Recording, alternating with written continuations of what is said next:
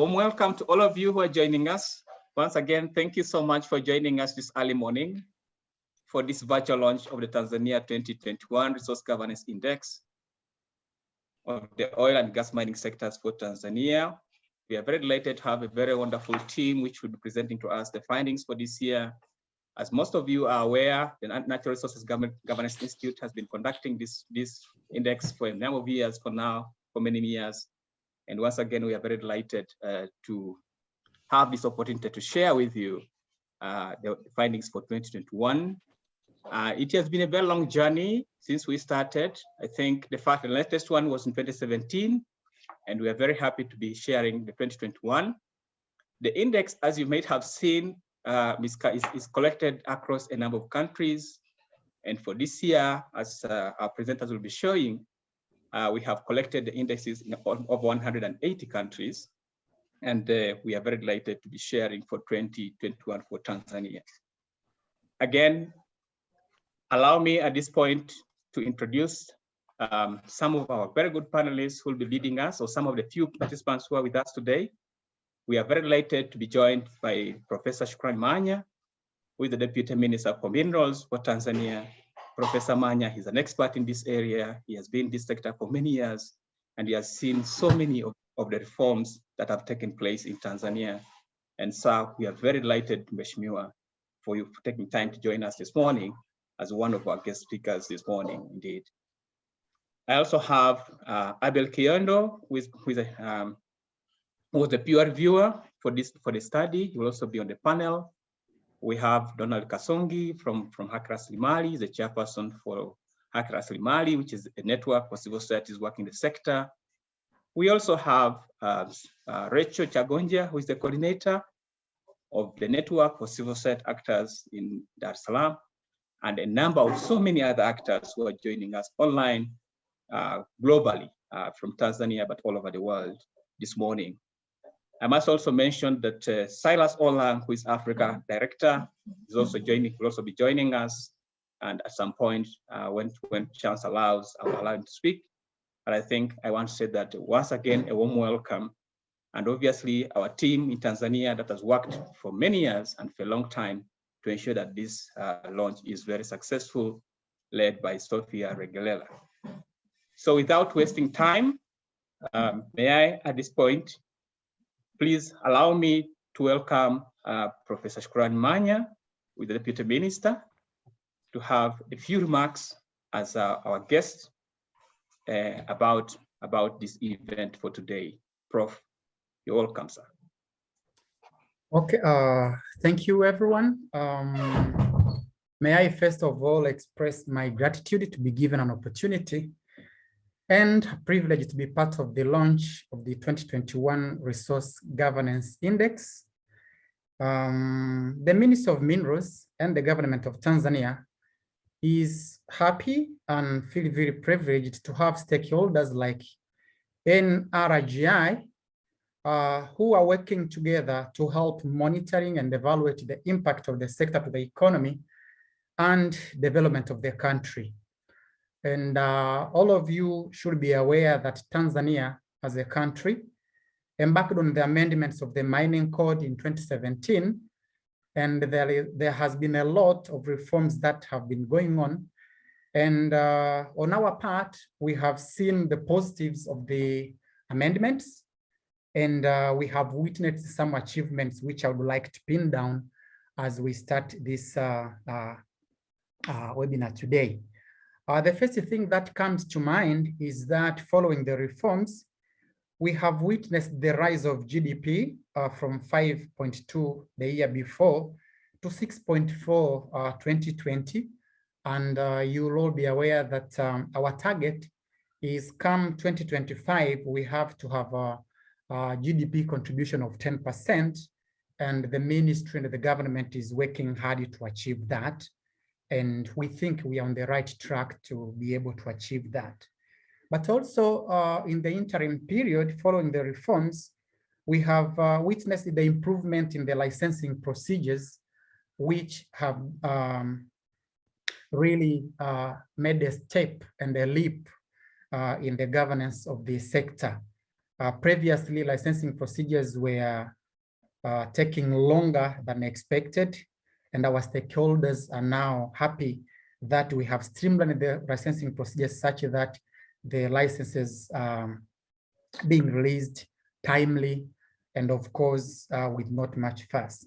But also during the interim period, we have witnessed the increase in government revenue, which is something that the government is happy with, and we are working towards the goals that are always set by the Minister of Finance.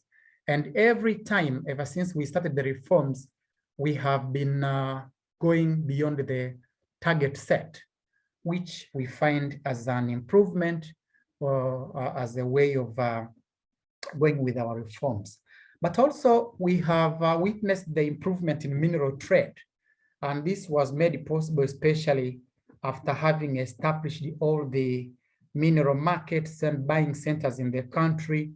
And this has worked wonders, especially when it comes to our small-scale miners.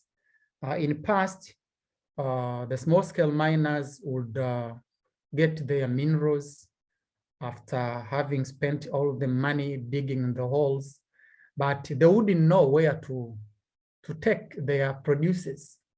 And this was promoting smuggling of minerals, but also it was very unfair to them because they wouldn't know the prices of the minerals. I mean, you have the commodity, but the decider of the price of your commodity is somebody else, and you are not sure whether you are getting the right pricing.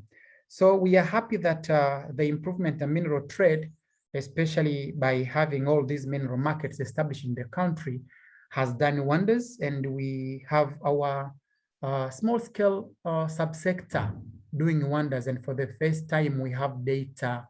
We have the contribution of the small-scale mining to the government revenue, and we think that the reforms have done wonders.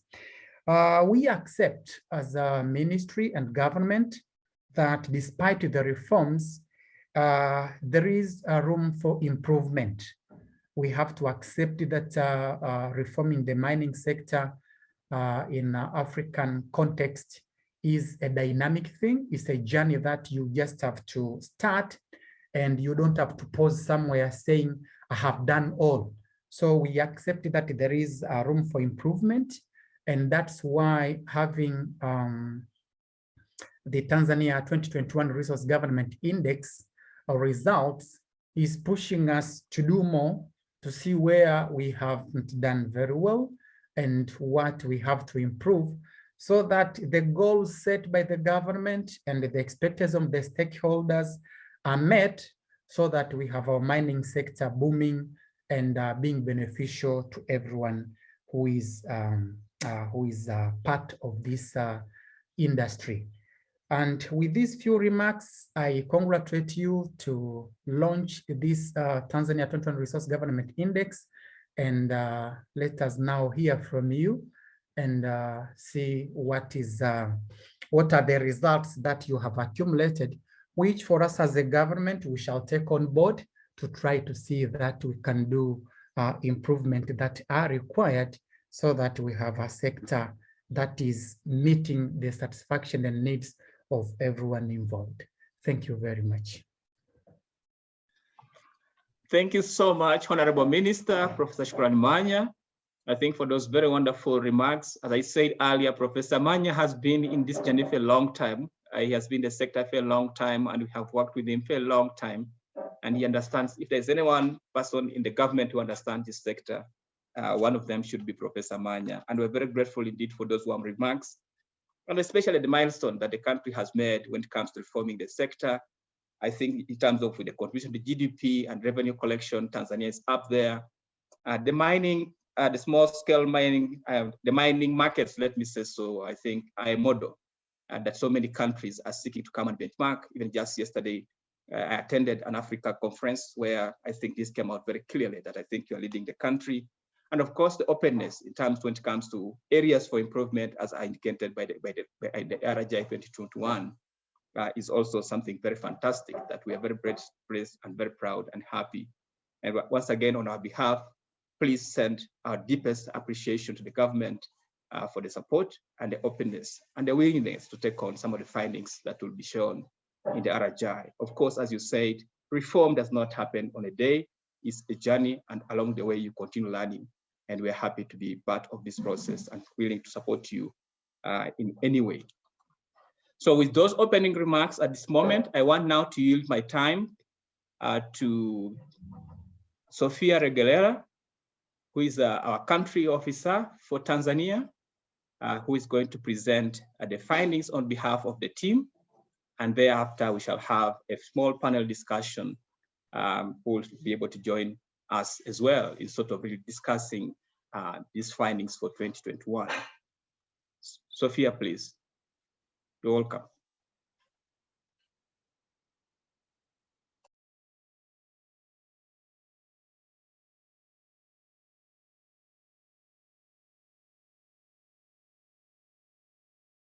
You're on mute. Sophia, you're mute.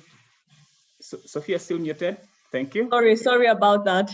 I'd like to give a warm welcome to everyone who's joined us today for the exciting virtual launch of the 2021 Resource Governance Index and for Tanzania to find out the results. I would also like to give a special thank you to the Honorable Professor Shukrani Manya for the keynote address that he's given and for joining us today.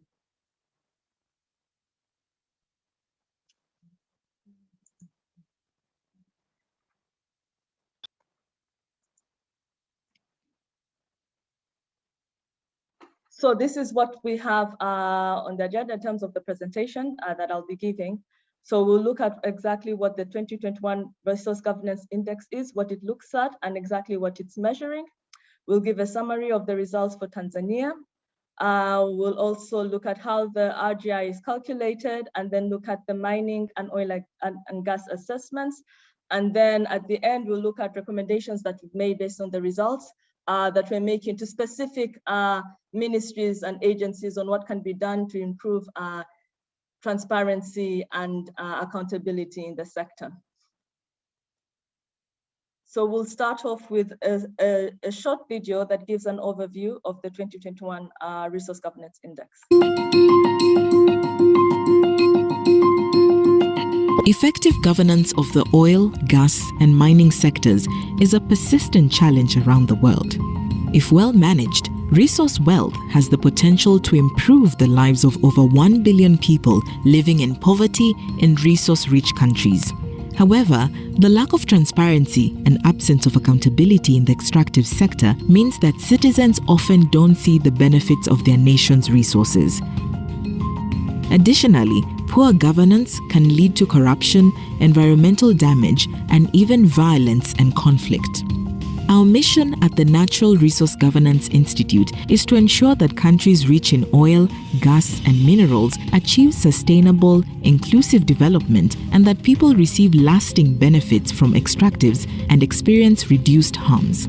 NRGI's Resource Governance Index is a robust, evidence-based tool that allows stakeholders such as governments, civil society actors, private companies, and citizens to understand how well countries realize value from their resources, how well they manage revenues, and how the broader political and economic context affects resource governance. To create the index, independent researchers answer almost 200 questions regarding natural resource governance, providing justifications and supporting documentation for their answers. After thorough review by experts, NRGI calculates, analyzes, and disseminates the scores.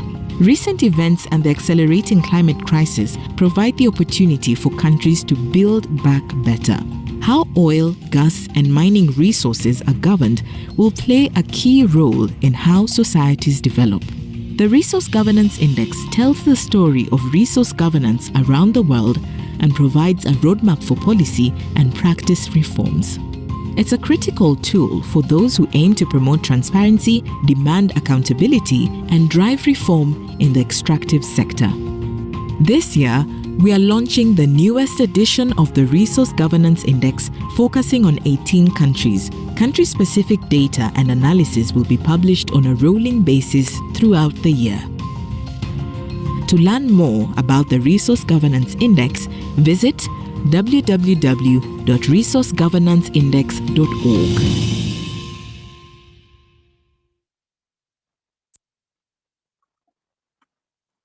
So now that we've had a look at that short clip giving us an overview of the Resource Governance Index and what goes into the process of the Resource Governance Index in terms of getting the researchers to do the assessments and then the calculations and how the calculations are done in the end. So now we'll look at what the Resource Governance Index actually measures. So the Resource Governance Index measures the quality of the legal framework and the actual enforcement of the rules in practice. So you're looking at the existence of rules, laws, or policies and actual practices related to disclosure of information, transparency, and oversight. For Tanzania, we looked at both the oil and gas and the mining sectors. And these were the scores that each sector achieved. So in the mining sector, we had a score of 58 out of 100. And in the oil and gas sector, we had a score of 55 out of 100. And you can see the performance bands. So the way the scores are put in two different performance bands. So we can see Tanzania lies in the weak performance bands with scores between 45 to 59.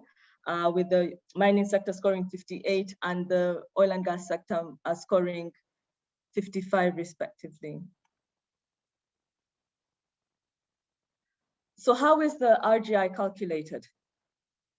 So the composite score is an aggregate of 3 components. So we have 2 components, which are value realization and revenue management, which cover the key policy areas that NRGI works on. And then we have another component, which is the enabling environment, which covers the broader context and is sourced from external data. So data that is gotten from which for 2021 was gotten from 20 international organizations. So this enabling environment data is external data, it's not NRGI data.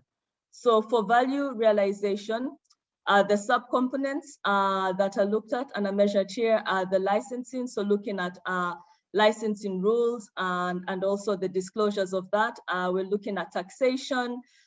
So how revenues are collected, how whether companies are being audited, whether the revenue authority is also being audited. We're looking at local impacts in terms of environmental impacts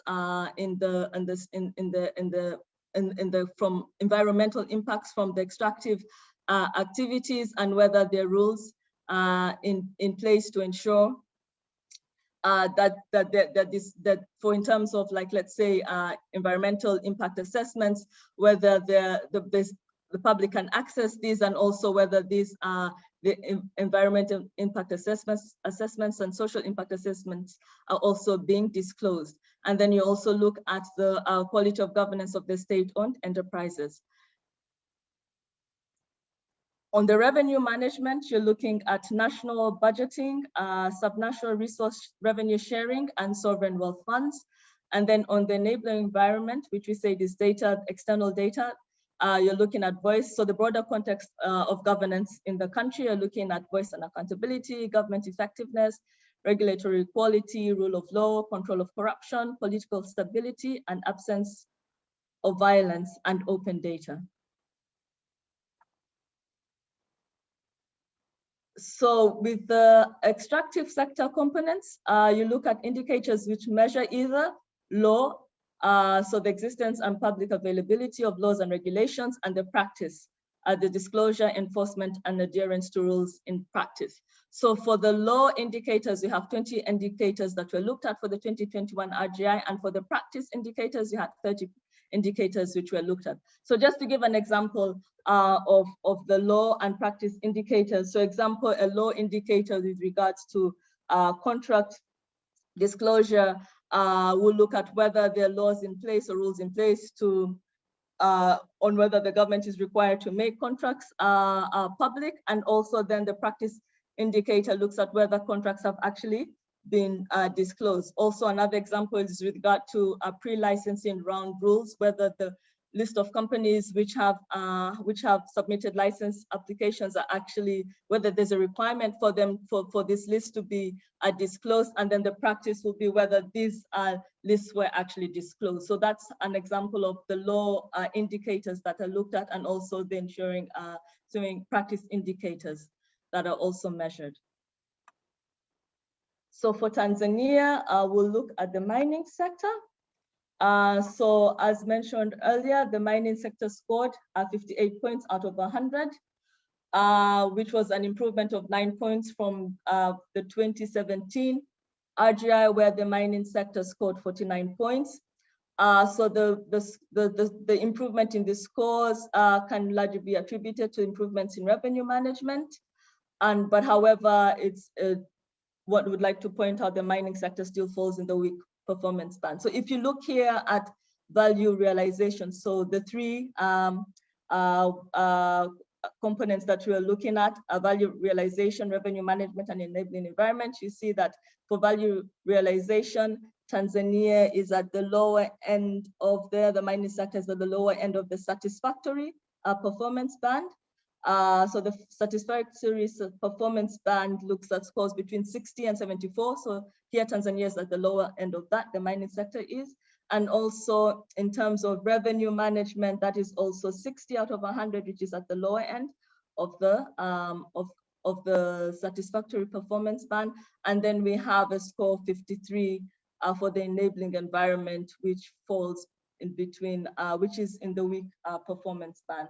So value realization here, you can see the measure of quality of governance regarding allocation of extraction rights, exploration, production, environmental protection, revenue collection, and state-owned enterprises. Once you have a look at the workbooks which have also been published together with the country profiles for the mining and oil and gas sectors, you'll get more detailed information on the indicators that have been measured, and also the questions that have been asked with regards to the indicators which are being measured. And so here is a comparison between the 2021 RGI score and the 2017 RGI score, and looking also at the trends as well. So we're seeing that improvement in the value realization, with improvement in the rules, and also disclosures around licensing rules and practices.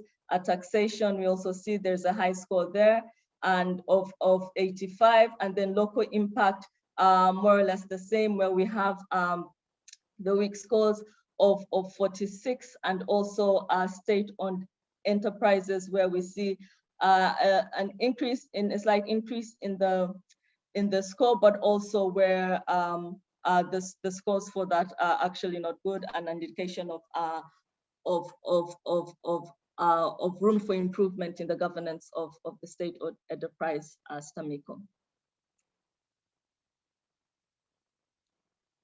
So in one of the things to point out about the licensing subcomponent under value realization, which is worth mentioning, is the publicly available functioning cadastre that the mining sector has, which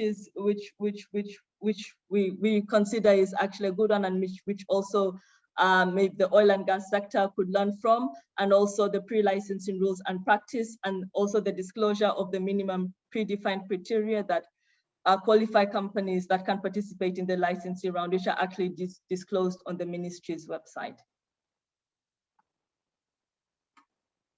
And as mentioned earlier, the room for improvement, especially with regard to the governance of the state-owned enterprise, STAMICO. We've seen that with STAMICO, there's non-disclosure of the value, volumes, and sales of information. This is a cause for concern, considering that STAMICO is actively participating in the mining sector, especially in the gold sector. Other areas of concern are also non-disclosures of environmental impact assessments and the social impact assessments, which shows that companies and extractive companies aren't really required to publicly disclose this. And even though for environmental mitigation plans, there's a requirement for this to be disclosed, they're actually not being disclosed. So these are areas that the ministry could look into in terms of ensuring that the governance is being strengthened in these areas. So for the mining sector, you're looking at the, so we've mentioned the law, the rules which are in place, and the laws and the rules that are in place to ensure that there's transparency and accountability in the sector, and also the practice, which is the actual enforcement and implementation of these rules. And so in Tanzania, so what we also measure as well is the implementation gap. So that's the difference between the scores a country receives on the quality of its legal framework and how well a country implements the laws and rules in practice. So for the mining sector, we see the implementation gap actually worsened from 26 in 2017 to 29 in the 2021 NRGI. And this is mainly due to a weak enforcement of rules, especially on the subcomponents of local impact and state-owned enterprises. So if you look at things like when it comes to environmental laws and rules in terms of disclosure of mitigation plans, there are rules for that, but actually this can only be accessed once a fee has been paid to access this. And also the government has not disclosed reports on its finances and operations in the past 2 years, and yet it's legally required to do so. This is regard to the mining sector, and has only disclosed partial information in press releases and conferences. So here we're now looking at this chart just shows the average scores for law and practice, and shows the trend between what the scores were in 2017 and what the scores are now in 2021. As mentioned earlier, in 2017, the implementation gap was -26, and in 2021, it's -29. So that was an overview of the results for the mining sector. As we mentioned, for Tanzania, we looked at both the mining sector and the oil and gas sector. So now we'll go into the findings of the oil and gas sector. So the oil and gas sector scored 55 out of 100 points in 2021 RGI, which was a 2-point increase since 2017. And this improvement is largely due to the country's gains in revenue management. However, the revenue management subcomponent together with the value realization and the enabling environment are still in the weak performance band. So for value realization, we have 58 out of 100. For revenue management, it's 53. And for the enabling environment, it's 53. So here is where you can see the performance bands in terms of how, so to achieve a good score, it's 75 and above, satisfactory 60, between 60 and 74, weak is 45 to 59, poor is 30 to 44, and failing if a country gets scores under 30. So for the oil and gas sector, here this chart over here gives gives a comparison between the scores that were attained in 2017 and the scores that have been attained in 2021. So we can see with value realization subcomponent, there's been a decrease in the licensing, in the scores for the licensing. Also slight decrease in taxation, but that score is still quite a good score. Local impact as well. And also with state-owned enterprises was just a slight decline in the score with the oil and gas sector achieving 61 in 2021, whilst it had achieved 64 in 2017. So in the oil and gas sector, one of the key things to mention as well is with regards to how the scores are impacted, non-disclosure of contracts. We still haven't had any contracts being disclosed. Beneficial information as well. There's very limited information that's provided on beneficial ownership. Also with regard to public officials are not required to disclose their financial holdings on extractive companies. And also in terms of local impacts, the same concerns that we have in the mining sector can also be seen in the oil and gas sector, but whereby mitigation plans are not publicly disclosed, although this is required by law, but also in terms of rules governing compensation and resettlement, whereby we don't have the rules for that for resettlement with regards to the oil and gas sector.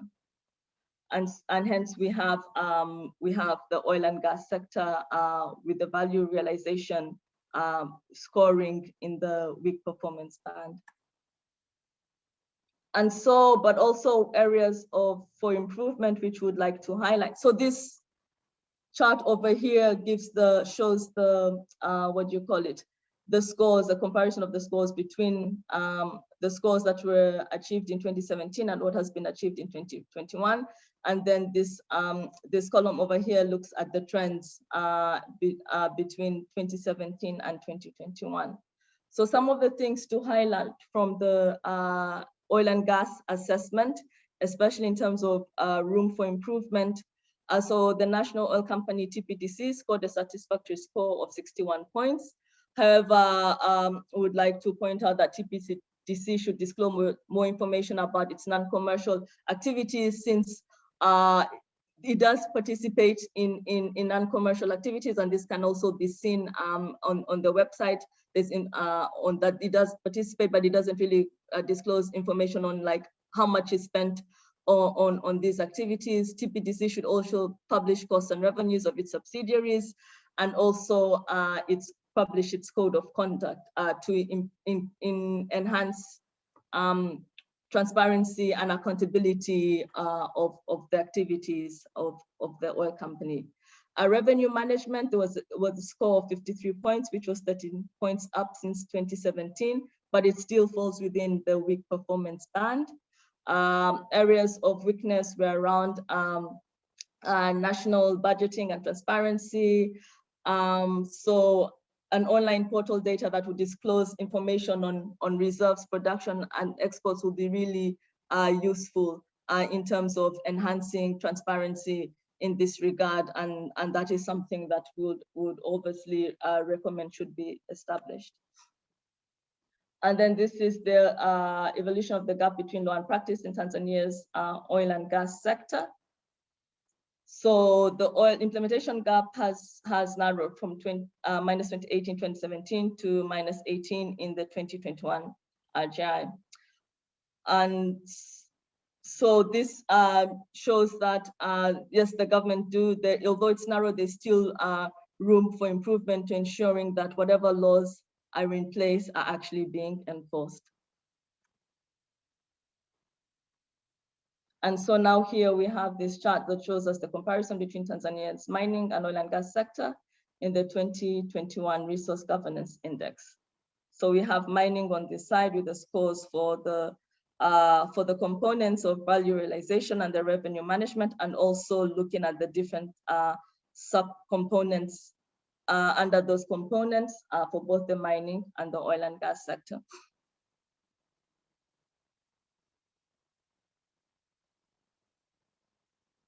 And as you can see, for mining, subnational resource revenue sharing and obviously sovereign wealth funds were not measured.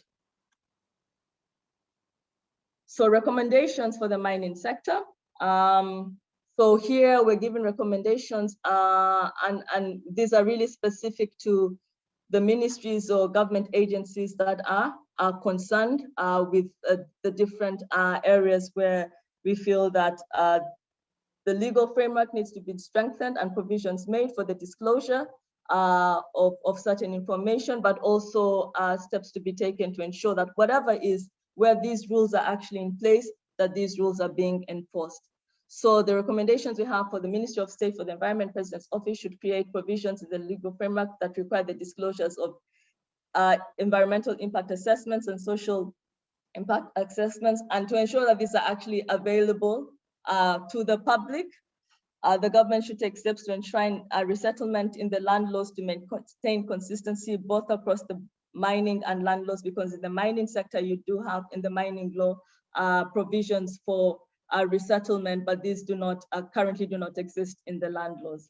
The Ministry of Minerals last year in June at the EITI conference had actually made a commitment for the disclosure of contracts. So this is something as well that would like to raise again with regards to how important it is for citizens to know what terms have been agreed to in the contracts that govern the way that the resources are going to be extracted, and also the revenues that determine what revenues or income the country is going to gain from that. So it's important for citizens to be able to know what these terms are, to ensure that both contracting parties, the government and the companies, are actually adhering to the terms that they have agreed to, and if they're not, then the citizens should be able to hold the government and the companies to account.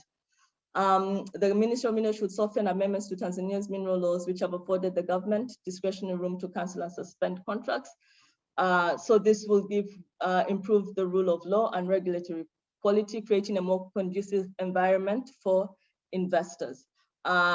And also the Ministry of Minerals must improve governance of STAMICO by disclosing annual reports, commodity sales information, and any information related to the joint venture projects and subsidiary and information. This again will allow citizens to be able to hold both the government and companies to account in terms of how the resources which are there for the benefit of the citizens are being managed.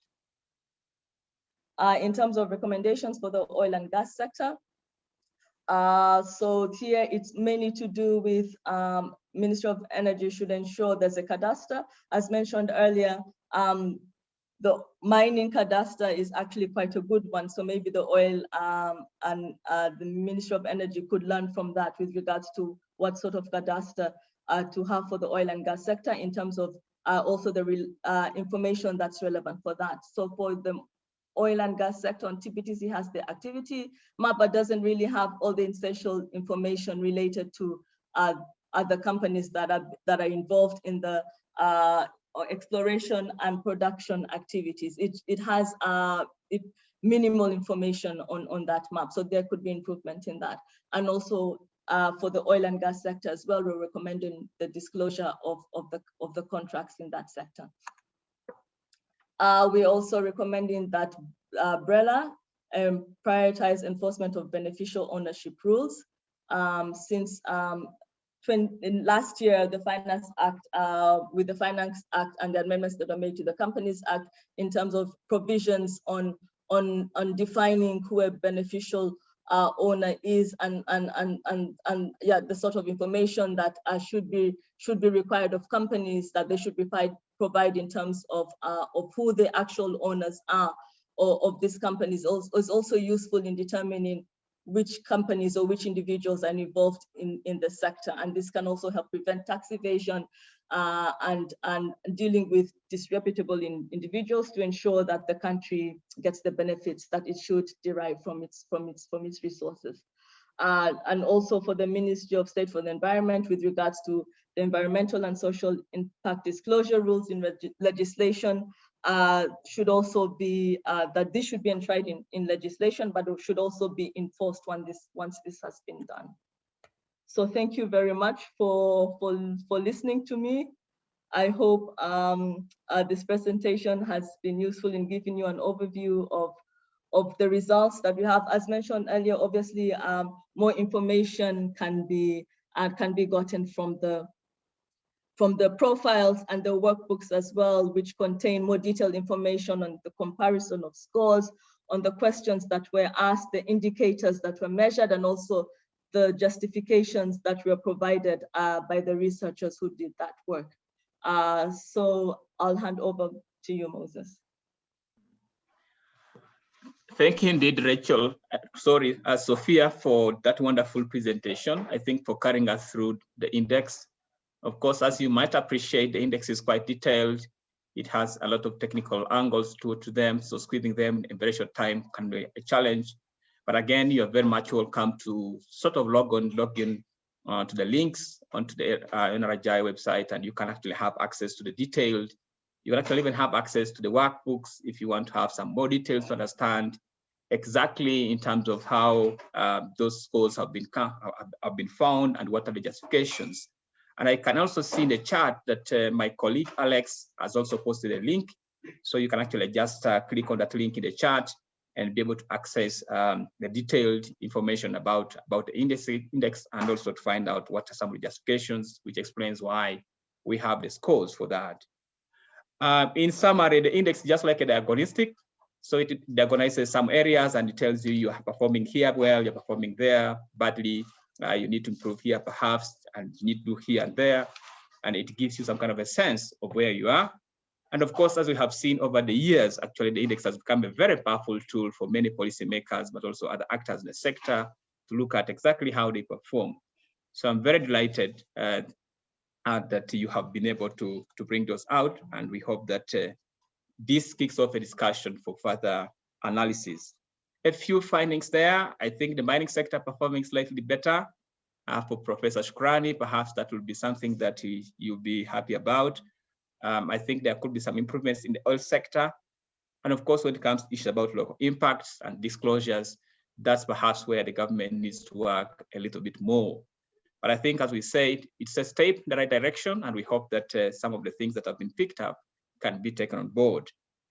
Now, without wasting much time, I want to invite at this point Dr. Abel Kiondo, who was our peer reviewer for Tanzania.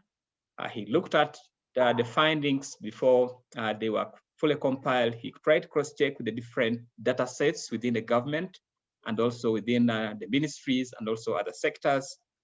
And he tried to also cross-check and see that some of the explanations that are coming make sense. But Dr. Abel Kiondo, as most of you know, or some of you may know, is also an experienced researcher, a very distinguished economist, but also has been working on this sector for a long time. So apart from being a peer reviewer, he also comes with a lot of experience about the sector and the country per se. So I think we couldn't have anybody else other than Dr. Kiondo to be our peer reviewer. So may I at this point welcome Dr. Kiondo. And as I said, for the participants, please feel free to throw if you have any questions in the chat. Just shoot them there. We shall have a chance to answer them. And if you have any comments to make, please just put them in the chat. We shall definitely be able to respond to them at the appropriate time. So may I invite Dr. Kiondo? Abel, you're welcome. Thank you, Moses, for your invitation, and congratulations to everyone who has been involved in this wonderful project. Sophia, that was a great presentation. The process, as someone who was looking at it from a neutral point, was very ethical, very professional. The data has been validated at different levels. And for those who are coming from academic world, maybe the word peer reviewer may sound a bit different. When we are pure peer reviewing such kind of a project, we are not coming up as critiques and saying this is not good, this is not bad. We are part of the process and saying, when you are saying this, you should have said a different thing because of this evidence. So it's more or less adding up to the value of the process itself. As a neutral point of, from the neutral point of view, I think the work that has been put in this was tremendous. A lot of stuff that is coming out is very valid and something that can be used. From the results that Sophia came up with, you could see a lot of linkage between the results that came up with what Professor Manya, the minister, presented before. You can see that there is a better improvement in the mining sector than in the oil and gas sector. And that improvement was reflected in presentation by Professor Manya, in that the contribution, of mining in the GDP has improved, licensing procedures are better, revenues are increasing. So you can see that link. Professor Manya was never part of this project, but you could see that the results that came out from this project, the index, very much reflects the reality that Professor Manya was bringing up. Maybe as it has been raised up, because it's the same government, some of the things that are happening within the mining sector could be borrowed in the mineral sector, so that at least we move together. I don't want to take much of your time, but I wanted to raise one thing that came out in both sectors that I think we could ponder on it and keep on discussing as they keep passing. When you look at both the indices for mining and oil and gas sectors, there is one thing that is sort of dragging these sectors back. For both of them, value realization is limping but doing better. Revenue management is even better in relative terms, but the issue very much is with enabling environment. And when you are looking at enabling environment for both sectors, two things come up very, very handy. The issue of voice and accountability and open data. In both sectors, there's a very big issue where open data is not as open as it should be, issues of transparency.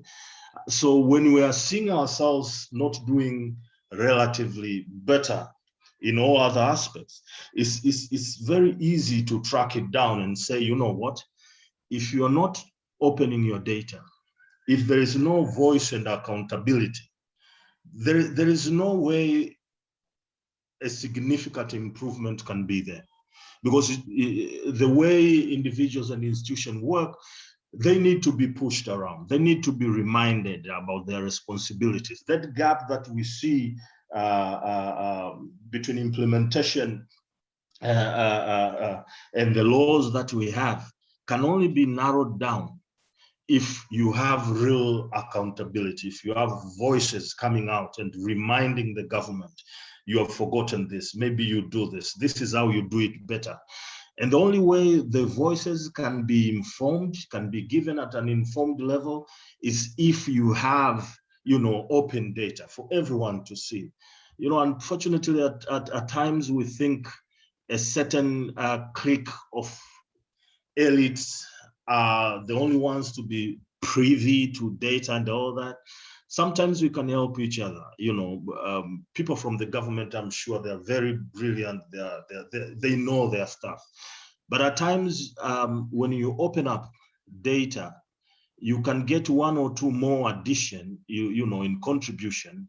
At the end of the day, we are building one house. So what I'm seeing from this index and the way forward that I see is, how can we improve enabling environment?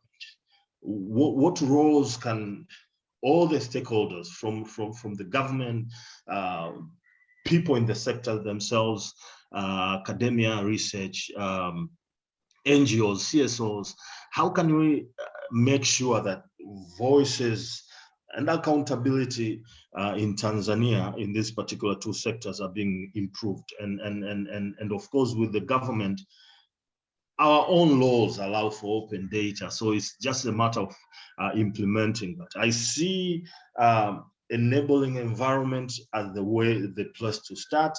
I see it as the reason why we're being limping a little bit, to the very end. And if we improve that bit, I'm very sure that come the next index, we'll have done a lot. You need people, you need various stakeholders to come in and look at data, look at contracts, look at various things within the sector and point out issues that could be improved. Without taking much of your time, I thought I should just raise that up. And may I take this opportunity to once again congratulate NRGI for a wonderful work that I'm very sure different stakeholders, including our very own professor, a geologist, very experienced Professor Manya, will take up with his colleagues in the government. Thank you, Moses. Thank you very much, Abel. And of course, just to say that Abel is still around on the panel. So if you have any questions, please just bring them in the chat. He will be happy to answer. But I think, Abel, you're spot on in terms of perhaps where perhaps government could put more efforts on issues of transparency, and also issues on value realization, and of course, the enabling environment. I must point that from the little knowledge that I know, I think if there's anybody who contributed to us having up the mining cadastre in the mining sector, one of them must have been Professor Shukran Manya. So he has an experience in this, and maybe he's going to help his friends in the oil and gas sector to set up this cadastre. I know that he worked a lot on this when he was at GIST. And of course, the enabling environment, yes, you're right. I think this is an area, of course, the president has been very, very particular about this. And perhaps this is also something which is coming out through the sector in terms of how we could try to make it much more attractive to the others. So quite very, very pertinent findings indeed, Abel, that maybe the government will be looking at and try to see how we can help each other to have that work best. Now, at this point, let me invite another distinguished panelist. Some of you know this face and this name, but she has been working for a long time in the sector. She's coordinating the civil society, which are working particularly and specifically on the extractive sector. Ms. Rachel Chagonja, she's the executive director of Haki Rasilimali, which is a network in Tanzania working on this sector. She's also a member of the Extractive Transparency Initiative for Tanzania, TEITI, where she serves on the MSG. So she has both, she has knowledge as well from the sector side, but also from the civil society side, and obviously from other parts of her work. Rachel, please, you have the floor. Yes, Prof. Excuse me, Moses. Yes, can Prof. I respond to some of the things as we go, or is it? Oh, great. I think understanding how busy you can be, that you might be able to run away. Maybe I will allow you to just respond to a few that you think came out quite quickly before yes, Rachel comes forward. I'll give you the honor, sir, to do that. Sorry, Rachel. I have looked at the indices and well, they are the things that you guys do, and we accept that they are the way they are. But I wanted to raise kind of something that deals with STAMICO. Having been in the ministry for almost 4 years now, we found STAMICO almost collapsing, but there has been major strides that have been done by our state mining corporation. And I wonder whether the researchers had the time to visit and see the improvement that has been done in terms of management, but as well as the conduct of the mines that they have and of the many investment ventures that they have had over this short time period. So for us in the ministry, when you ask us what major strides that you have done, have been really to revamp STAMICO, and I thought maybe they were more worth of scores than they are really. Because you are talking of STAMICO, which had no business ventures before, and now they have opened up a refinery on their own. They have ventured with people in Dubai, and now they have a state-of-the-art refinery owing to the change in management for that matter. But also the mine that was posting losses, the Stami Gold, now is posting positives over this time period. we know what they produce. We know that they also have contributed to increased government revenue. And we see all the positives in our state mining corporation that I don't think has been taken on board. So my concern was, were they able to really visit STAMICO in its new management and its new ventures, and all what we see, or did they stop somewhere? So this for me was a concern, because we had to really revamp, starting from the management. And I know a guy who was the director in the Mining Commission. And when I was approached, I said, well, he's a good director in my commission, but still I'll see that if he is able to go and revamp STAMICO, let him go. And there he went. And after that, we are seeing a lot of positives. So really my question was this also seen during the interview or the research, or was it left somewhere? Because for us, it's one of the many positives that we have had in this short time that we started revamping the state mining operation. But also the other thing is that the increased government revenue is a result of governance.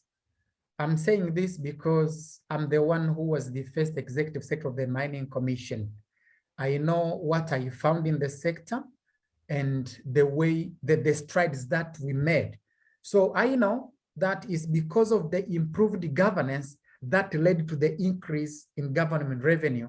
But you still find on the governance indices that they are still low. But for me, I understand that putting together the Mining Commission, which was detaching from the Minister of Minerals for that matter, and the ministry being able to take care of the overall supervision, but more on the on the supervision. But when you come to the Mining Commission, that means the one that executing. And we had a lot of changes in governance in the Mining Commission.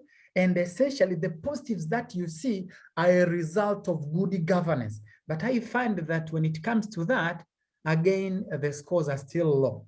When I come to the local impact, again, you look at the year 2020, this is the year whereby you go to a big mine like Data Gold Mine, that locals have been integrated into supplies chain, something that we have never seen before. So we thought that when it comes to local impact, we should be seeing a lot of positives, which we don't see. But we have worked very hard to make sure that we enforce the local content regulations, and we have had all these positives where our locals are now engaging more in the supply chain. And I don't see like it has been captured. And I mean, it's my concern because I live in the sector. I see the positives that I have seen within this time that I've been there. But I wouldn't think that the local impact should be that small because of the strides that we have made in ensuring that we enforce the local content regulations, which of course came with the reforms because they were not there before. But in the 4 years of implementation, we are seeing a lot of positives when it comes to the local impact. So I just wanted to know whether is it because people were not reached, or that they didn't have the information, so that we improve on how to give information, or what? Because for me, I see that they scored low, but maybe they would deserve more. Thank you.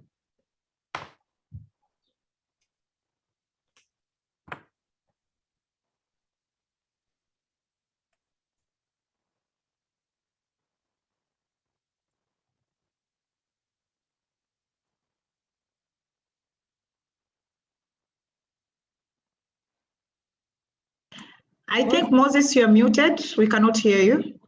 Oh, sorry.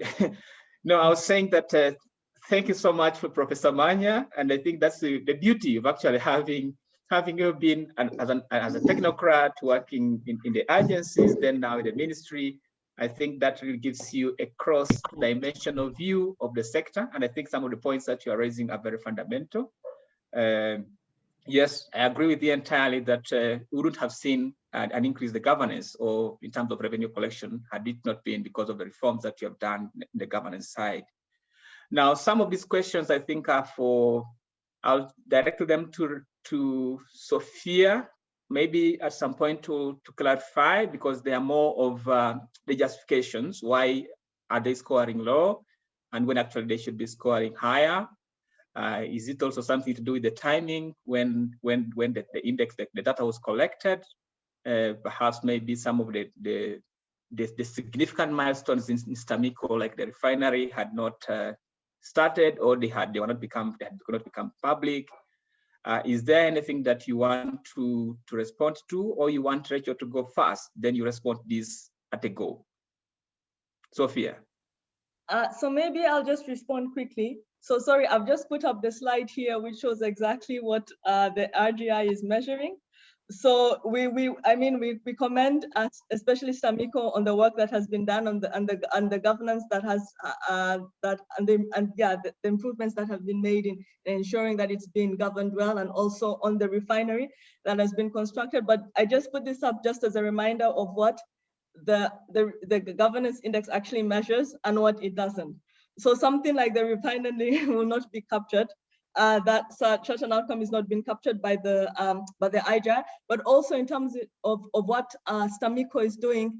So what the researchers do is actually look for information that's in the public domain. So whether it's the laws or the laws and the rules, the regulations, they're looking for what's in the public domain. So what you can find on the ministry's website, or maybe the Mining Commission's website, or STAMICO's website. And to be quite honest, I think maybe for most of the time that this research was being done, STAMICO, there was hardly ever information on the STAMICO website. So I don't know whether that's because STAMICO was being, the website was being reconstructed or something, or that information just hasn't been made public. So the idea is not for them to go out and try to find documents that are available, but they're looking for documents and information. So that's part of the element of the disclosure and how people can actually access it easily. So that's what it's measuring. So we commend STAMICO on the work that you've done, but if it's not in the public domain, then we don't know about it unless, as you're saying, you go to the ministry itself to find out what's going on. But the idea behind this is for that information to be accessible, publicly accessible to everyone. Yes, so in terms of even like local content and everything that has been done, as long as that information is in the public domain, it will be captured. If it's not, then unfortunately it won't be. So I hope that answers your question. Okay, great. Okay, great. Thanks, Indy. I think, Prof, that is the answer. There's a lot, honestly, I agree with you, that has happened at STAMICO in the last 1 year, I must say. I think the STAMICO for today is very different from the STAMICO that we know. And that's quite commendable. So perhaps maybe the takeaway is that one, that they should try to communicate to the public as much more as possible, just like the way you have done when you were at EST and the other agencies. Maybe that will enable us to know more of what's going on at STAMICO. Okay. Well, as much as I accept that this is the way that RGI is done, but you are examining somebody whom you haven't informed what is required of him. So STAMICO as the company was in the reforms and was busy on the ground try to making sure that things are happening. But then maybe they just didn't put that on the website. So isn't it the researcher, okay, as much as I don't see it on the website, but it is visible. I mean, it's something that is visible, it's everywhere. Only that I haven't put that in the website. Great feedback indeed. I think on the methodology. So I think Abel, you have a hand up. You want to respond to the minister in terms of the methodology? Because I think he's raising a very important point of the methodology. So is there something that you think maybe in the future we might want to change as we approach how we approach the data collection and analysis for the RGI, that perhaps we don't depend on open sources, but also try to, where we think we know that there's something going on, but perhaps just to reach out to agencies. Abel, any comments about that? Or Thank you, Moses. I think the process can always be improved. There is nothing as a perfect methodology or anything of that nature. So the honorable minister professor is very right in his own way. What I wanted to emphasize here was that I know a lot of stuff that is happening in STAMICO, and I think they're doing great work. But when you are doing an index of this nature, there will always be some delayed impact in the system. As much as the index reads 2021, the data collection timing very much did not, go hand to hand with some of the things that were happening on the ground. So as much as you want the methodology to be perfect, there is always that delayed impact that you cannot, capture as you are doing such a study. I'm very much convinced that come the next index, I don't know, in 4 or 5 years' time, a lot of good things that are happening now at STAMICO and maybe TPDC, who knows, will have been captured. So I just wanted to make this one clear that time is a very big factor. The data was not collected this year. The data at the time it was collected, a lot of other things were not yet in existence. So the minister is very right, but we need to accept the fact that time is of essence here. Sometimes when we go to the field, certain things are not yet in existence, but nobody can dispute the fact that STAMICO, once almost a dead institution, is now doing very, very, very well. And for that, I have to congratulate the minister. Okay, great indeed. So I think in terms of publishing the report, and I think perhaps then we shall be able to put a small footnote there that just for clarity, that since then there's a lot that has happened at STAMICO, such that I think the concerns and the valid points that have been raised by the minister are taken in consideration of. With the time really rushing, I want to bring in Rachel. Again, as we say, if you have some comments or concerns, you can raise them in the chat. We shall be able to address them. So let me bring in Rachel to take on, to share her perspectives as well on the findings, but also her reflections, perhaps even touching on some of the things that have been touched. Thank you. Thank you so much, Moses. Thank you so much, Professor Manya and presenters. This is a great initiative, and apprehend NRGI for doing this, because it enables us to get information on issues that are happening. However, maybe to start from where the hot discussion has been on the state of state participation, looking at STAMICO, reading through the current CAG report, it has highlighted the successes, but also the issues that STAMICO is still facing in this sector. And with that evidence from the CAG report, it's true, despite the efforts to revamp the governance structure for STAMICO, until now, STAMICO is still running under loss. But we have also observed incidences whereby STAMICO has given back dividends to the government. I think now it's standing at 2 billion Tanzanian shillings. And one of our comment as civil society were like, yes, because CAG reports have been reporting over time STAMICO running under loss. And our comment and recommendation for the same was, instead of continuing to operate under cost and giving back dividends to the government, I think it's high time STAMICO can use the same dividend to reinvest in its own project, so that it can start making its own profit rather than continue to operate under loss. But in overall, I think this resource index, it's a perfect report. But for me, it's an issue of how do we translate this index into the human development. We are missing a component of a human development assessment of this index. I think in future for NRGI, you should think of a way to how to translate this information that we are having right now into the human development. I would like to highlight on few issues. One issue is the concern on transparency and accountability. Yes, as Dr. Abel as well put it, transparency in the sector has increased partially, especially in the disclosure of revenues, as it is reported by territory reports. But however, accountability of the same, it's still a critical issue for stakeholders to engage. But again, transparency in terms of disclosure on the oil and gas sector, it's still very limited, in a sense that there's some information that in the Ministry of Energy, we are still failing to acquire data that would enable further discussions for the same.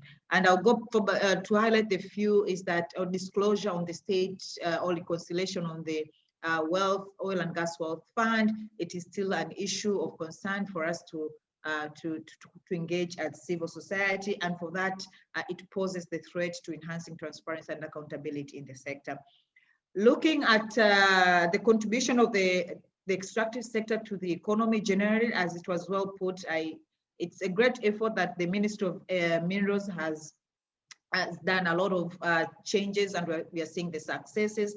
However, the contribution of the sector to the economy, mining sector, subsector to the economy, we're seeing the impact, but its contribution towards human development again is still very inadequate. It has failed to transform the rate of growth in terms of the economy, at the same time the rate of growth in terms of individuals like communities. We have failed to transform that. There are some successes, but the challenges are still very many. But in terms of the oil and gas subsector, the contribution to the economy, it is hardly documented. And this, the fact that we are looking at using the extractive sector as a means to achieve Vision 2025, if we don't document successes or the contribution of the oil and gas sector, again, we're coming back to the concern of we are limiting enhancement of transparency and accountability. Non-disclosures, despite the fact that there was a reformation by the government during the EATI meeting to disclose contracts in 2019, by 2020 until now, as you're speaking, again, contracts have not been disclosed, and this inhibits the public participation to scrutinize the contracts and better advise or engage in discussion with the government officials on how we can improve the governance of the extractive sector. But also it enhances the rights of citizens to know what is being constituted within these contracts. Same goes with issues that are related to beneficial ownership. When you're looking at, again, issues of general governance and compliance, we still have compliance challenges within the extractive sector, despite the fact, for instance, in the mining sector, that we have laws in places, we have frameworks in places, but again, our own regulations do not speak to each other in terms of how do we manage the sector.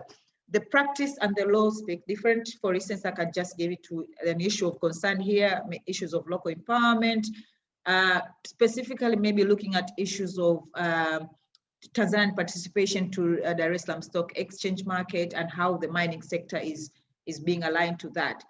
The law itself, the Mining Act itself, provides for mining companies to list their shares to the Dar es Salaam Stock Exchange, but the regulations again provide waivers to companies that under the new framework agreement not to list their shares. So the fact that laws don't speak to each other, again, it will be difficult to realize the vision or the set that the ministry has put in place to increase the contribution of the sector, but also impacting on human development. The other issue that I also want to highlight in terms of our own assessment is the concern about the role of the parliament as an oversight body with regards to provisions as provided to the 2017 natural resource related laws. Again, the role of the parliament has been undermined on several occasions, whereby the review of the contracts is not done publicly as the law is providing. But at the same time, there's been limited effort by the ministries, especially a ministry that is overseeing the implementation of the Tanzania EHI Act, to submitting state reports to the parliament for scrutiny. We look at EHI reports as CAG reports in the extractive sector. I think there is need for the Ministry of Minerals now to rethink of strategy to ensure that Tanzania EHI reports also get a space in the parliament to be scrutinized, so that it can get more views on how to improve the extractive sector in Tanzania. Lastly, on issues of specific to local empowerment, we start with local content. Professor Manya, I've heard you well that there's been good initiatives, especially from Geita Gold, for instance, to link communities with the extractive company. But however, the general understanding of local content in Tanzania, it's still very challenging. We have failed to define what it means when we talk about local content. Are we talking about local communities that are surrounding the mining operations or the extractive operation? Or are we talking about the participation of Tanzania as a whole? So it has failed to define what local is when it comes to local content. But again, if you look at the National Economic Empowerment Council related reports, we don't have a benchmark when it comes to enhancing local content in Tanzania. I think it's high time as stakeholders, we should rethink on how we can benchmark our own standards for local content, so that when it comes to reporting on local content to improve on local impact, we should know when you're talking about employment, what is our target? When you're talking about procurement of goods and services, what is our target as Tanzania? And that will only start where the government will decide to do a study to map out existing capacity for Tanzania within the extractive industry and the local capacity to be able to feed into the extractive value chain in Tanzania. Once we have this data, then we can be able to set a benchmark, but to be able to set our own target on what as Tanzanians will be able to produce direct without the question of standardization, international standardization, or without the question from the external influence, not to allow effective citizen participation in the extractive sector value chain. Environmental and social impacts, again, there's no environmental reporting that is supposed to be public documents. Sometimes it has been challenging for civil society to access environmental impact assessment or environmental and social impact assessment reports. This is something that the law is providing. These documents are supposed to be public documents, but again, accessing these documents has been a challenge under the National Economic Empowerment Council. Social impacts, when it comes to, again, local impact, we're looking at issues of land acquisition and compensation. The processes have been different, processes have been delayed. Sometimes you find communities, it takes time for the government to compensate communities, and this has greatly impacted social and economic livelihood of these communities that are paving way for investments within the extractive sector. And sometimes it goes even, it brings the challenge of the valuation against the market price when the government decides to compensate these communities or these households. So we need to reflect on that, on how can we ensure that there is quick and easy compensation processes that are adhering to the international standards without distorting the social and economic livelihoods of these communities that are paving room for investments within the extractive sector. The ASM sector, the artisan and small scale mining sector, there has been a lot of efforts, and congratulations, Professor Manya and the whole ministry for trying to formalize, putting all the efforts to formalize the SM sector. But the other challenges that are still persisting within the SM sector is first of is lack of data on how many artisan and small scale miners we have in Tanzania. The lack of database for the ASM sector, it's a challenge to track their contribution to the economy and their contribution to the surrounding environment. But at the same time, there's scanty documentation in terms of a portion of women and men who are participating on the ASM subsector within the mining sector. I think we need to reflect on this, and we can do more. The question of capacity, technology advancements within the ASM sector operations, again, this needs a political will to ensure that if we want to formalize the SM sector, then a political will is needed to ensure that is done. And that can only start if we have a specific artisan and small scale subsector policy that would guide how the SM sector will be operationalized in Tanzania. Remember, we have only one mining act in Tanzania that addresses for all types of mining activities in Tanzania. But the ASM sector, it's a bit unique because, again, we're talking about Tanzanians. Should there be a will for the government or the ministry itself to ensure that we have a specific legislation for the ASM sector to guide its process, its formalization? Again, it will enhance local participation within the extractive sector. I think what can be done, again, one last issue is the issue of budget processes. We understand that all government revenues are going into the government coffer. When you look at the NRGI indicator on budget processes, despite that effort, but treating the extractive sector as other revenues from other sectors, I think it's kind of a unique sector. We're talking about the finite nature of the extractive sector. That means even the management of its revenues have to be treated separate so that you can ensure there is intergenerational benefit in future. If you look at the processes for the budget, which are very adequate and very put in place. However, tracking of how much of the extractive sector has contributed to different sectors, again, it's difficult to get such information. We have done a study to assess, for instance, just a study to assess how women are benefiting from the sector through the budget process. It's difficult to get information on how much of the budget that has gone to the local government has impacted at least maybe different social groups within the localities. So there is need to rethink. I believe if we make a will, there's a way. So we need to rethink on our strategies on how we really want to ensure that the sector that is finite can be able to make meaningful contribution, both to the economy, but at the same time to communities. The other issue is how we are transforming, because if you look at Vision 2025, it is looking at using natural resources to power the industries. And I'm happy that the asserted vision has put a highlight on how that is going to be done. However, there's lack of clear vision on how to link now the extractive sector to the industrialization agenda for Vision 2025. What needs to be done, I think the sector ministries and the government at large, they need to craft a clear implementation strategy on how to can translate the extractive sector into a meaningful industrialization agenda to impact Vision 2025. I think I'll be able to contribute later on, Moses, and I hope I've captured a lot of things, and I'm open for further discussions. Thank you so much for the opportunity. Thank you so much, Rachel, again, for those insights, once again demonstrating the vast experience in the sector, but also the connection that you have at the local level. And so quite wonderful. And I think I like the way you somehow ended at the middle, saying where there's a will, there is a way. And that has been the experience, even right in the past, to get where we are at the moment when it comes to reforms in the extractive sector in Tanzania. It has all been all about the will and the way, where people really say, we want to do this, and they do it. And I think the points that you raise, perhaps the minister will have a chance to respond to them, because some of them could be that we have some information, or maybe there's some information in the ministry, again, that we may not be aware of. But I think quite very pertinent in terms of now we have 30 minutes or 27 minutes they're about to go.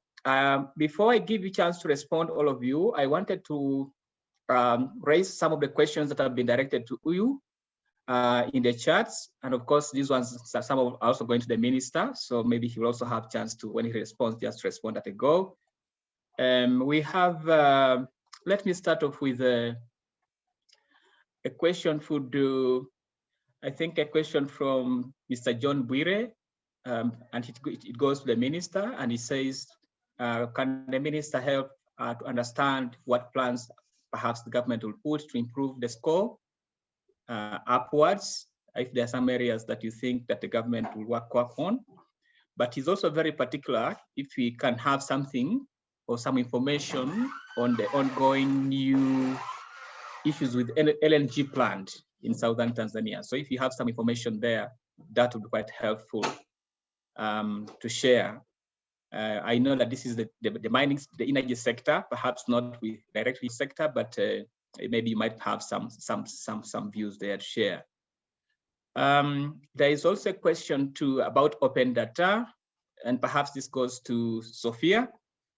And she says, in comparing the NRGI for 2017 and 21, in mining, there has been improvement in open data. Yet one shortcoming noted overall is lack of disclosure. Can you clarify that? So if there has been an improvement in the mining data, open data, how comes there is a regression on disclosure? So I think that's for Sophia. There's also a question about, clarity about the methodology. That was dealt with extensively, and I think we appreciated that perhaps the data was collected before some of these other three reforms came to the public purview, but we shall put a small footnote to that effect. There was a question which goes to about STAMICO. Again, Honorable Minister, people saying, I think it's wonderful what STAMICO is doing, but definitely they will need to improve their transparency, their ability to communicate to the public on what they are doing, because some of the questions that are coming directly, because maybe most information is not available. So maybe that's also something that you might want to communicate back to them. Someone is congratulating the ministry for the good work and says, thank you so much for good work, Professor Manya, particularly, but also the minister. You have really improved a lot, especially the SM. But he wants to know maybe how have you improved the mineral trade? I know that there's information about that, but perhaps maybe you might want to give a few. He wants some more information. As I was saying in a conference yesterday about Africa, particularly for SM, Tanzania came out as a flagship country. So people are very particular to know how you are doing there. So maybe you'll send a few minutes to speak a little bit to that. Those are the questions that I'm seeing for now. And again, without with the protocol observed, I want to start with the minister first. Then I'll come to Sophia, then Rachel, and the others. Okay. Thank you for the opportunity to respond to some of the questions that have been put forward. And essentially, I'm very particular when it comes to formalization of small-scale mining. Okay, you look at the Department Manifesto 2025. There is a line that directs the government, now the ministry, to allocate licenses to small-scale miners. Okay, that is in the Department Manifesto. Now, this is something that we have done over the past few years, that previously you had small-scale miners like invaders. I mean, they are in an area, they are not licensed, and of course, for them, they will just start digging, pitting, trenching, everything without being licensed. So what we did, whenever we find people in an area, instead of trying to evict them, what we do is, if this area is belonging to somebody else, then we shall consult a particular company that, please, would you give us this portion of yours? Because mainly the prospecting licenses are big, and these guys will be chasing a particular area.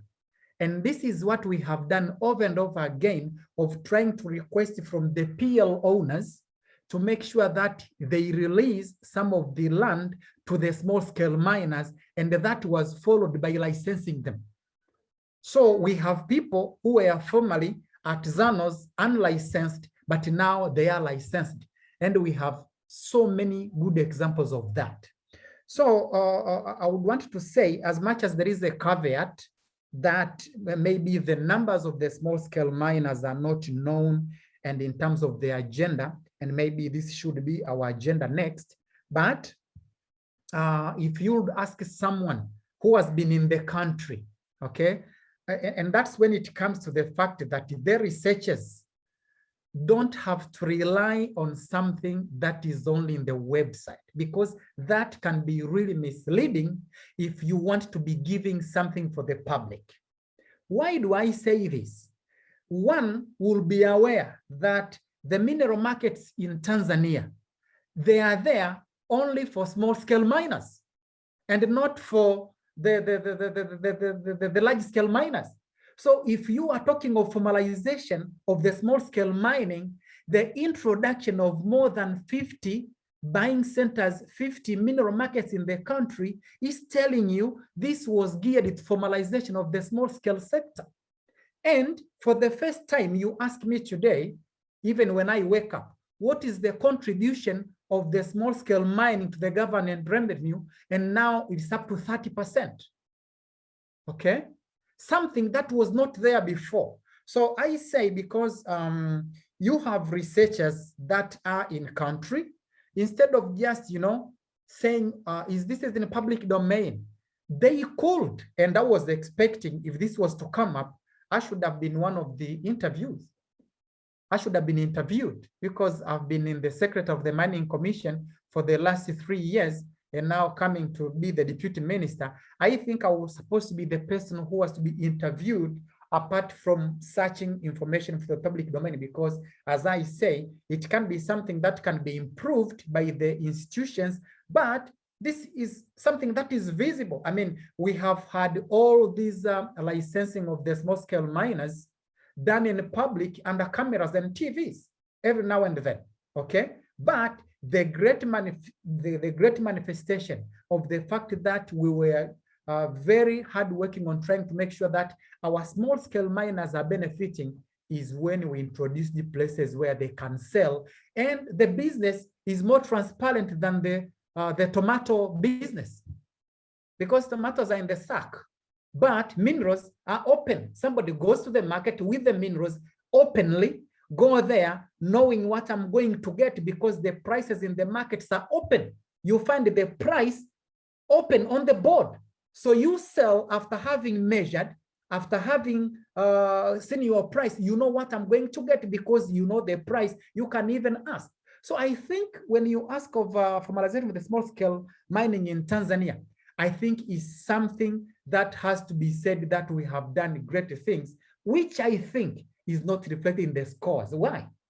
These small-scale miners are locals that have benefited from the reforms.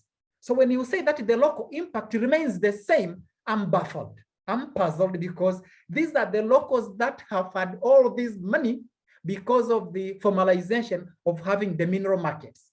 So for me, I would really query with the methodology, knowing that institution, I mean, you may not be able to visit all the institutions, but at least 3 individuals. Can I see the executive secretary of the Mining Commission? Talk to him and see what he does. Can I talk to the STAMICO director and see what has been, So I think with that, you could have this score not the way it is today. So if the question is, how do we improve the score, really, I would want to say, shall we also review the methodology? Because at times, people may not be able to be putting everything in the website. Of course, we have to do that. And this has been my drive all along. And I think even the information that you see has been the drive that we're along, which is something we have to improve on. But if we couple that which is the public domain also with that which we can access, see, because for us, data in the mining industry is open. And every time we post whatever we collect, how many companies are now involved in the local supplies chain, you see? So as much as there is a caveat that we haven't had this information on the websites, but I think interview a few individuals and try to get a rationale of the data collected would have improved this very much. As you said, I cannot speak of the LNG. It is somebody's sector, and you don't want to hear the Minister of Energy hearing the Minister of Mining talking about the LNG. That would not be proper. So I leave it to the Minister of Energy. He can be reached and he can tell whatever he wants to tell regarding the development in the LNG sector. I think those were my questions, and I think I have done justice to them. Thank you. Great, justice indeed. You have done. I must admit, Honorable Minister. I think very great answers really there, and also some reflections and feedback at NRGI and the researchers in terms of how perhaps they should be able to be looking forward, and if there is any chance for them to go back and look at the indexes based on the information you provided, whether that can be changed or anything like that. But great feedback indeed. Of course, there was a comment, as you mentioned, it was saying, sometimes some of us who have tried to reach out to the technocrats, they can be very difficult to access and also provide this information. So I am aware that these are some available all along. I'm available every time. Oh, great. So everyone all over the world and in Tanzania, the minister has said he's available. If you have any question, please feel free to reach out to him. He's a technocrat in this area, he has experience. I think that gives him all the confidence to speak about the sector with that level of bravado. Now, let me go to, there's another question, but I think that one will be responded to by Sophia. And I think Sophia, you'll be the last one to respond in this round. So can I bring in Rachel? Is there anything that you think you want to speak a little bit about as concluding remarks? Thank you so much, Moses. Thank you so much, Professor Manya. That was so insightful, and definitely will be giving you calls over and over. I think as concluding remarks for me is we need to be open for discussion. These discussions are very fruitful, they're very healthy because they aim to build and not to destroy. I'm happy that the government is open to further the engagement in the sector. We are all wishing well for Tanzania, and for the fact that now we have these welcoming notes from him for NRGI. My concern is, let us, for the index for Tanzania, we can decide to have our own indicators on how we want to assess the governance sector, the governance part of the extractive sector in Tanzania, and looking beyond the human development. Most of the time we have, even with civil society, we have put ourselves in the limelight whereby we are only looking at big data, but unpacking this big data so that even the communities can own the agenda of governance. I think it's critical at this point in Tanzania. And I'll be happy to continue this discussion with NRGI should there be need for us to engage. But thank you so much, Moses. Great indeed. Great indeed. No particular question to you, Abel, but again, as I said, as a researcher, definitely you must have picked a lot from the discussion, and also some reflections about, some concluding reflections on what you think should be takeaways to all of us, but also perhaps to Moses. Moses. Yes.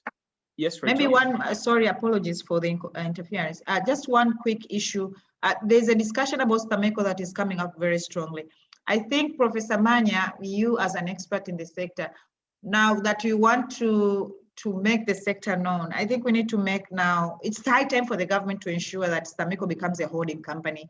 If the structures have been changed, there's need to make sure that now STAMECO becomes the holding company in the sector so that it can be able to manage mining sector related operations. And that will give us an opportunity for the CAG to be able to undertake audit of the extractive companies without queries, as it is always been brought by stakeholders, even from the EATI validation, but also from the trade-related reports. I think we can do that now for Tanzania. We have the power, we have the structures, we have you people in place to ensure that now STAMECO, as it is with TPDC, it can be a holding company so that it can also have its own shares without being managed by treasurer. Asante. That will improve governance, yeah. Great. It's a recommendation, and I think the minister and the ministry will take it into account and see the merits, and perhaps they might want to respond as deemed fit. So I was finalizing with Abel, and I said, you must have picked out a few from the discussions, but also your personal reflections on where we move from now onwards, and if there's some areas that you think perhaps government would want to look into. There is about, maybe us also trying to look at further in terms of having some assessment when it comes to local impact. So your final thoughts in the last minute. Thank you, Moses. I think we have had a very positive talk. There's always a danger when you have a 2-hour talk like this for people to assume that everything that they see on the screen or elsewhere is conclusive. Sometimes it's very difficult to explain everything, perfectly within 30 minutes of presentation or something of that nature. And that's why I'm a very good fan of deliberation, of stakeholder meetings that are regular. People can sit and air out things without being taken out of context. So I'm very appreciative of the presence of the minister in particular, and all that he has said. If we met in a different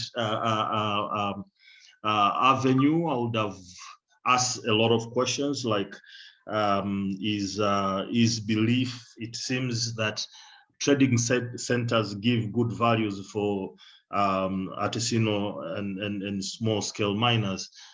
Many don't believe that, you know. I'll also ask about whether it's high time the government now should be giving better geological information to small scale miners so that they don't act the way they are.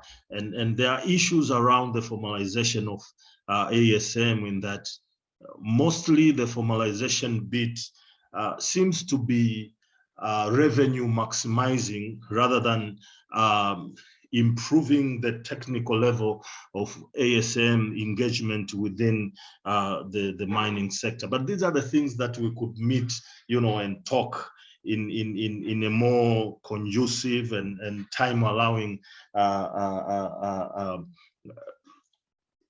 area, if I may put it that way. Other than that, I think I should reiterate by congratulating NRGI for doing a very good job.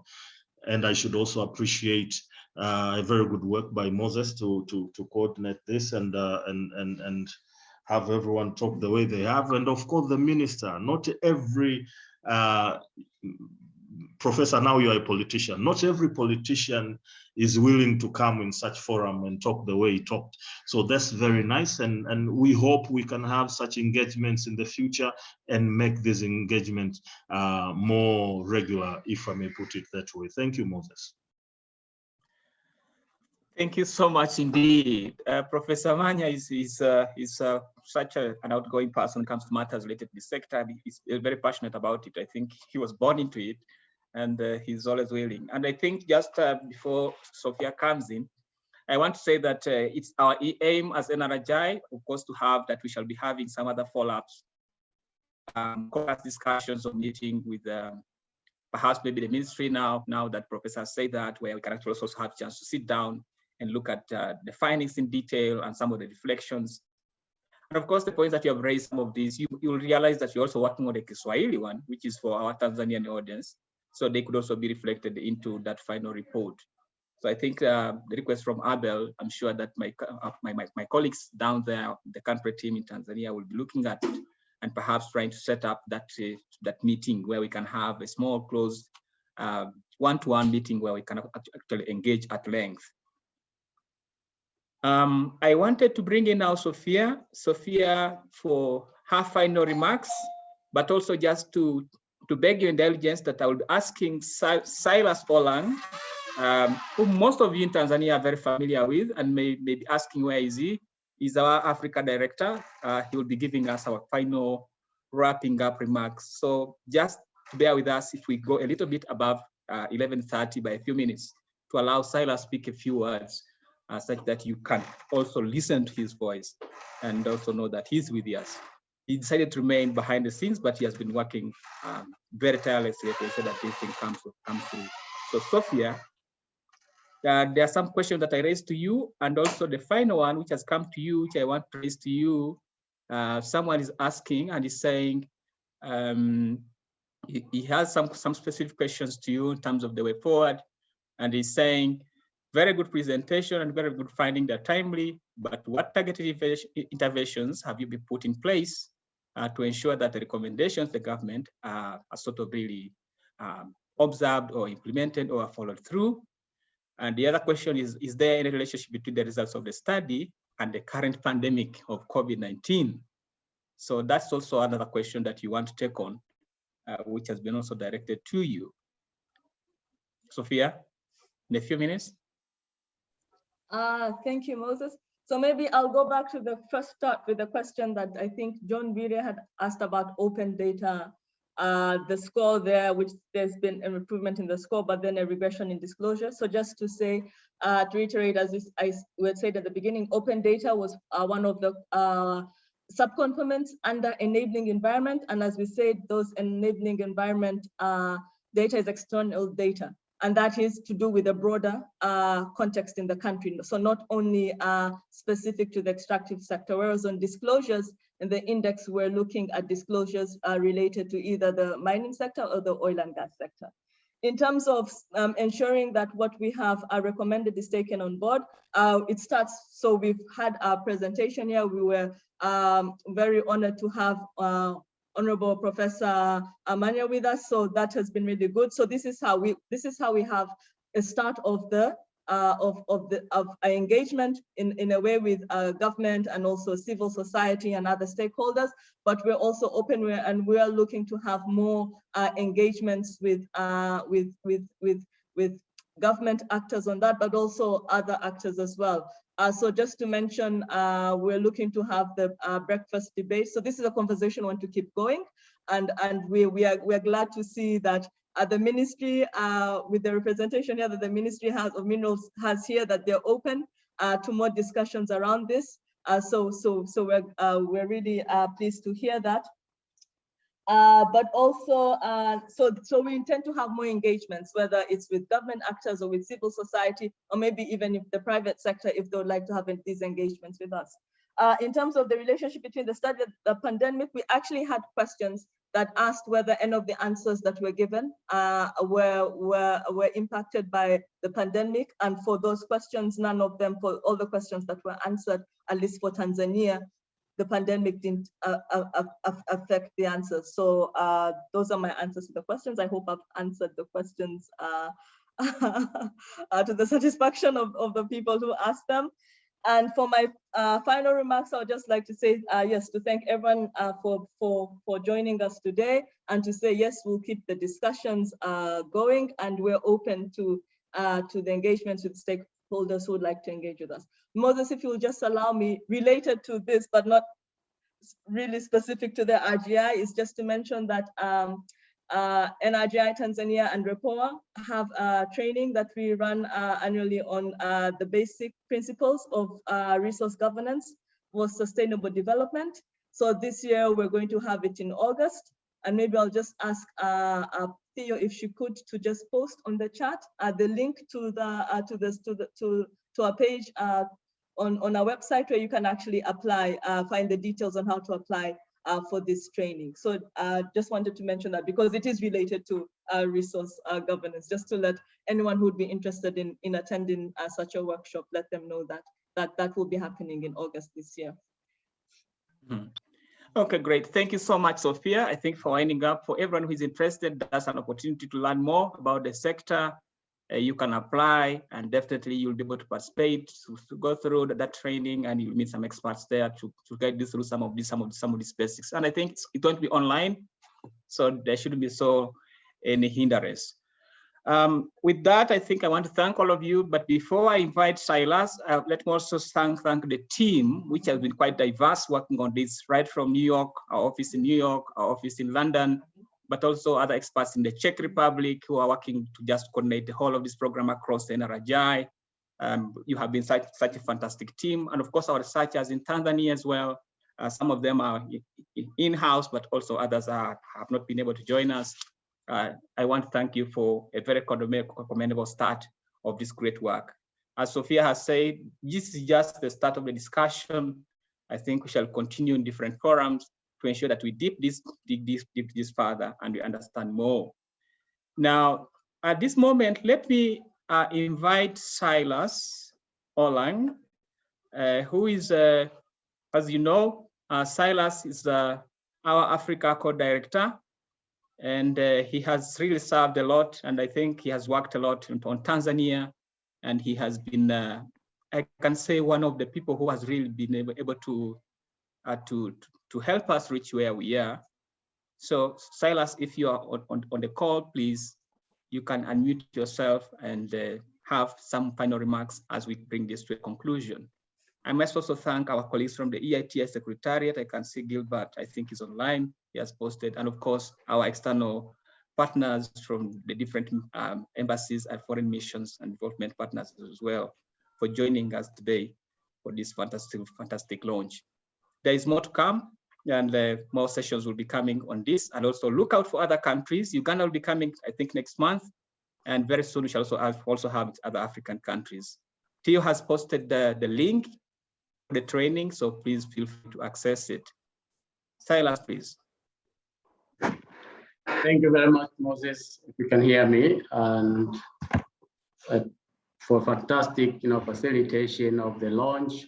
Let me not take much of your time. I just wanted to take this opportunity to thank, Honorable Deputy Minister Professor Manya for kindly accepting really to join us and deliver a quite informative keynote speech highlighting, achievements in the sector, and we all witnessed the achievements in the sector so far, but also accepting the fact that there is still room for improvement, and really we look forward to continue working with the government and all stakeholders, to address the gaps that have been seen. The achievements that have been recorded from 2017 to 2021 are actually the result of effective engagement. And I think we have been having a very cordial relationship with the Ministry of Mines, of Minerals, and even the Ministry of Energy. And we have engaged with stakeholders that actually should have led to this improvement. So we should commend the government really for making this progress, but there is still work to be done. And I look forward to that. I also like to thank the panelists for greater insights on the issues brought up in the NRGI 2021 report. And we really much appreciate your insight and your cooperation, and we look forward to continue working with you. And I would like to thank all participants for joining the launch, but also making comments and asking quite important questions and relevant to the study. And also thank the team in Tanzania and globally for supporting this process. I want to point two things that came out clearly, and I don't want to waste most of your time. One is the question of methodology. And we discussed the issue of availability and accessibility of information. NRGI focused more on accessibility of the information to the public. So how easy the public can actually access the information. And that is all the question of publishing the information. There are information, and there's no question that there are many information in our government ministries, departments, and agencies. However, if those information are not in the public, they are not accessible. Either they are accessible by conditions, and that is as far as NRGI is concerned, that is not full accessibility. So that is where the challenge is.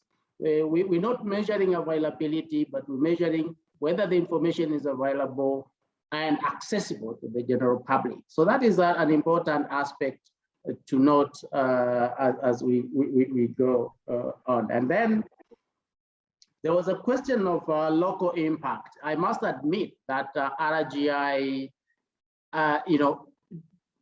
did not capture much of the economic impact of the sectors. If you go through the workbook, you will find that most of the impact focused on the social environmental impact. So most of the questions that researchers asked were focused on social and environmental impact to the society. And that is an area where I think I would be happy with NRGI to engage with stakeholders to see how feasible we can as well capture the socioeconomic information or data. As the minister rightly pointed out, the local content is there, but capturing the data that can actually be verified has been a challenge. We tried it in the past, and I think we had the challenge accessing that specific data. So that is an area which I think would be important to look at in our engagement. So as most of us said, the launch marks only the beginning of more engagement on the findings. And we would like to discuss the findings, provide clarification, but not only discuss, but we are also open to engage with stakeholders where the improvement is needed and where NRGI can provide support to make further improvement. We all want to see Tanzania scoring quite high. So we are more than happy to provide either in terms of capacity building or technical assistance. We would be more than happy, but also dialogue and even specific discussion with specific institutions. So that is what I wanted to point out. Is just the beginning, and the doors are open. We will be proactively reaching out, but also we would encourage our partners and stakeholders to be proactive, reach out to NRGI to engage more meaningfully, so that the next Resource Governance Index would see Tanzania improving significantly in terms of the scores. Moses, thank you very much. And once again, thanks very much, Honorable Minister and all. And take our regards and I really appreciation for the sustained cooperation with the ministry going forward. I would like to stop there and I wish you a very great day. Back to you, Moses. Thank you so much, Silas.